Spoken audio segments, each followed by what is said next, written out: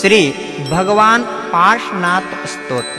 तमाल नीलै सधनुस्तडिद्गुणै प्रकीर्ण भीमा शनिवायुवृष्टिभिः बलाहकैर्वैर्वशैरुपद्रतो महामनायो न चचालयो गतः बृहत्फणामण्डलमण्डपेन यः स्फुरत्तडित्पिङ्गरुचोऽपि सर्गिणं जुगुः नागोद्धरणोधराधरं विरागसन्ध्यातडिदम्बुदो यथा स्वयोगनिस्त्रिश्य निशातधारया निशातयो दुर्जयमोहविद्विषम् आवापदार्हन्त्यमचिन्त्यमद्भुतं त्रिलोकपूजातिशयास्पदं पदं यमीश्वरं वीक्ष्य विधूतकल्मषं तपोधनास्तेऽपि तथा बभूषवः वनौकशः स्वाश्रमवन्द्यबुद्धयः क्षमोपदेशं शरणं प्रपेदिरे स